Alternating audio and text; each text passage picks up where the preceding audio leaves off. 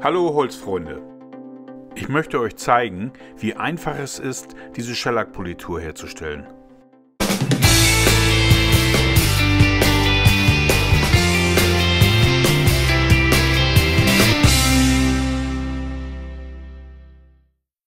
Schellack ist eine der ältesten Oberflächenveredelungen und einer der schönsten. Ich habe diese Box hier behandelt. Was brauchen wir dafür?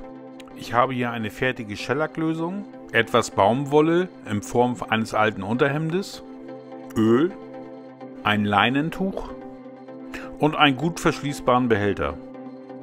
Den Baumwollstoff zerschneide ich jetzt zu kleinen Stücken. Dieser wird der Inhalt meines Ballens. Mit dem Ballen wird der Schellack später aufgetragen. Ich lege den Baumwollstoff in die Mitte des Leinentuches und forme daraus meinen Ballen.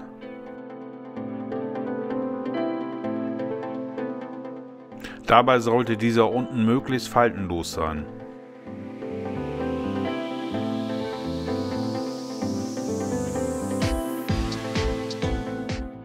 Jetzt gebe ich etwas von der fertigen Schellackpolitur in meinen Behälter.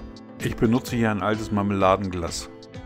Meine Schellackpolitur besteht zu 15% aus Schellack und zu 85% aus Ethanol. Jetzt tränke ich meinen Ballen in der Schellacklösung. Für den ersten Auftrag könnte man auch einen Pinsel benutzen. Für grobporige Hölzer empfiehlt es sich auch, etwas Bimsmehl zu benutzen. Dieses schließt die Poren. Das Bimsmehl wird dann mit dem Schellack zusammen einmassiert. In meinem Fall aber unnötig. Ich benutze nur den Schellack. Wie man den Schellack aufträgt, ist egal. Ob in kreisenden Bewegungen oder in Längsrichtung. Der im Alkohol gelöste Schellack wird aufgetragen, der Alkohol verfliegt und der Schellack bleibt auf der Oberfläche zurück. Man kann die Oberfläche jetzt 5 bis 6 Mal hintereinander bearbeiten. Dann lässt man das Ganze über Nacht trocknen und wiederholt das Ganze.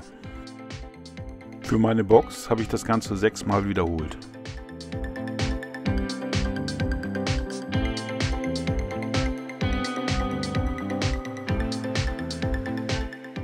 Wenn man mit einer Session fertig ist, legt man den Ballen einfach in den Behälter.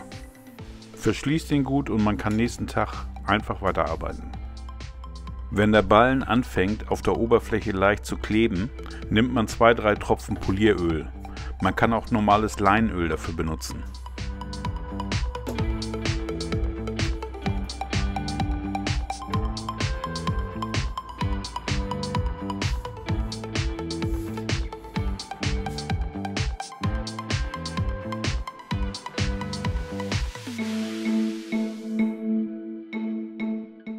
Jetzt gleitet der Ballen wieder hervorragend über die Oberfläche.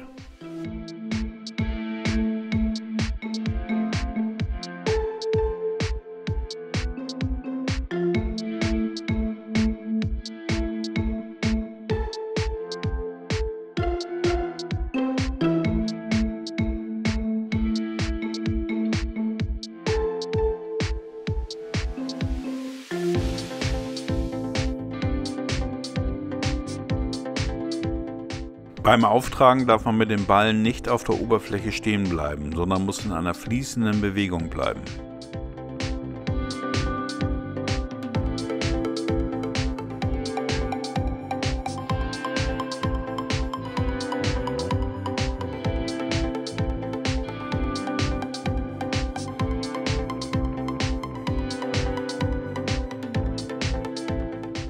So, fertig ist das Ganze. Man kann den Glanz schwer mit einer Kamera einfangen, aber die Oberfläche ist wirklich klasse. Jetzt ein Klick auf Abonnieren.